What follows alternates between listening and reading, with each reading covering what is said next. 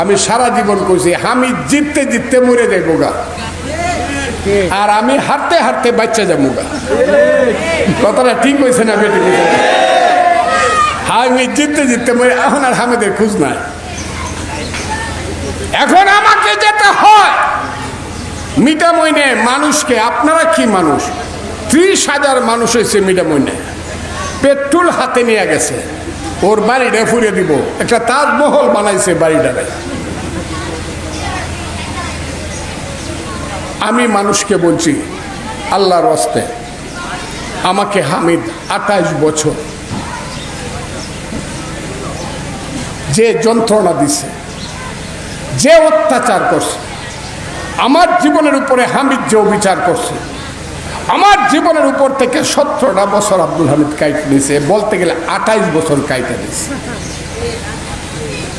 Television মার্কা নিয়ে election করছিলাম, পাশ করছিলাম আমি, ঘোষণা হয়েছিল অষ্টগ্রামের হাওরে বুট ফালাইয়া দিয়া হেই হামিদ রাষ্ট্রপতি হয়েছে।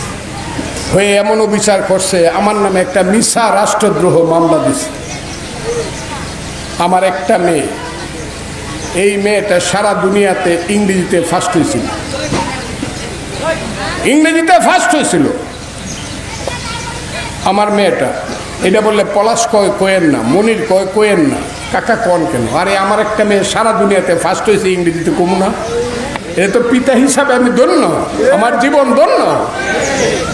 ফার্স্ট হয়েছে, সেই মেয়েটাকে নিয়ে গেছি আমেরিকা, ফ্রি লয়ে গেছে মেয়েটাকে, কোনো টাকা লাগবে না, তুমি আইসা আমার দেশে আস। লয়ে গেছি আমি, আমার বউ, আমি আইসা পড়বো, ব্যাগ হাতে নিছি। জুলাই মাসের 1 তারিখে দেখি টেলিভিশনে উঠতেছে ফজলুর রহমান বাংলাদেশে যাইতে পারবে না। কেন? রাষ্ট্রপতির বিরুদ্ধে কথা বলার কারণে কিশোরগঞ্জের জজ সাহেব অর্ডার করছে ফজলুর রহমান জলে স্থলে আকাশে বাংলাদেশে আসতে পারবে না, আসলেই সে হবে, গ্রেপ্তার হবে। আমি তো অবাক। সেই হামিদ আমাকে 6টা মাস নির্বাসনে রাখলো, 6 মাস আমেরিকায়। আমি ঘুরিয়া সেই দেশে আমি থাকতে চাই না। আমার মেয়ে থাকে আমার চেয়ে 500 কিলোমিটার দূরে, আমি থাকি নিউ ইয়র্কে, ও থাকে পেনসিলভেনিয়া, আমার বউ থাকে ঢাকায়। ঈদের দিন এই স্বপন কামালদেরকে, জুয়েলদেরকে নিয়ে আমার স্ত্রী আমার মুক্তি চাওয়ার জন্য ইটনায় আসলো একা। আমার 2টা শিশু ছেলে, ওই যেটা ব্যারিস্টার হয়েছে আপনারা ওই দিন দেখছেন, 2টা শিশু ছেলে পাশের বাড়ির মহিলার কাছে রাখা কইছে, এর তো বাপ নাই, আমিও গেলাম গা, ঈদের দিনের একটু দেখে রাখি। আমার মেয়ে হলো পেনসিলভেনিয়ায়, আমি নিউ ইয়র্কে, আমার বউ ইটনা, আর আমার ছেলেরা পরের বাড়িতে। হামিদ এই পর্যন্ত করছে, করে নাই এমন কোনো কাজ নাই। ঢাকার থেকে ঈদের সময় বাড়িতে আসবো, বৈরবের ব্রিজ পারানোর পরেই ফোন, আপনার নাম কি? ফজলুর রহমান। হ্যাঁ ভাই, কে? আমি এসপি কিশোরগঞ্জ। কি হয়েছে ভাই? আপনি কেন কিশোরগঞ্জে ঢুকলেন? মহামান্য কিশোরগঞ্জে আসবে, কাজে আপনি কিশোরগঞ্জে আসতে পারবেন। মানে উনি কিশোরগঞ্জ জেলায় আসবে বলে আমি কিশোরগঞ্জ জেলায় আসতে পারবো না ঈদ করবো। এত অত্যাচার কি মানুষ মানুষকে করে? আপনাদের কি মনে হয় উনি ঠিক করছেন?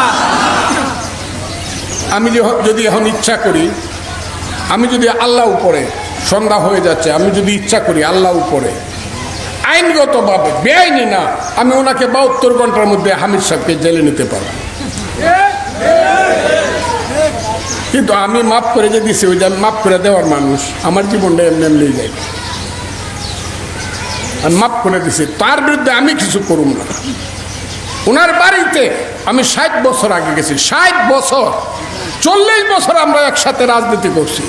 আমার মায়ের হাতের পাক না খাইলে তার পেট ভরছে না। ইটনা থানায় এসে, ইটনা থানায় আওয়ামী লীগকে কেউ বাদ দিছে না। তখন মুসলিম লীগ ছিল নেতা, আমিরুদ্দিন সাহেবরা ছিল নেতা, মুসলিম লীগ করত, আমরা ছোট ছোট মানুষের আওয়ামী লীগ করতাম। আমাদের বাড়িতে সুপে সাপে আইসা খাইতে হয়েছে হামিদ সাহেব।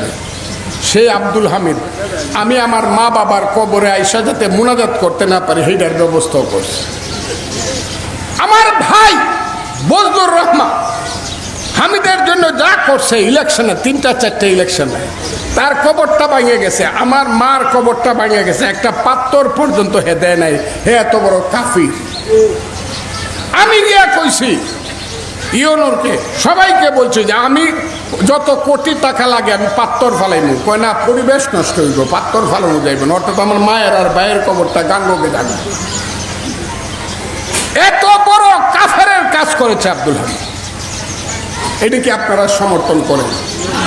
এটা কি আপনারা বিচার কাজটা ঠিক করছে উনি আমার? আমি তার কি ক্ষতি করছি? আমি ইলেকশন না করলে বিএনপি থেকে তো আরেকজনে করতো, স্বতন্ত্র আরেকজনে করতো। ইলেকশন করে না, পাপ কি? একজনের বিরুদ্ধে আরেকজন, এটা তো গণতন্ত্রের দেশ। আমি তাই আপনাদেরকে বলি, আমি এই দেশে কোনো হিংসা চাই না, আমি এই দেশে কোনো মারামারি চাই না, খাটাখাটি চাই না, মিথ্যা কেস চাই না, চুরি চুট্টামি চাই না, সান্দাবাজি দান্দাবাজি চাই না, সন্ত্রাসী রাজত্ব চাই না। আমি সবাইরে বলছি, আপনাদেরকে নিত্যমিটা মনস্ট থানা পাথরের মতো হন ঠান্ডা।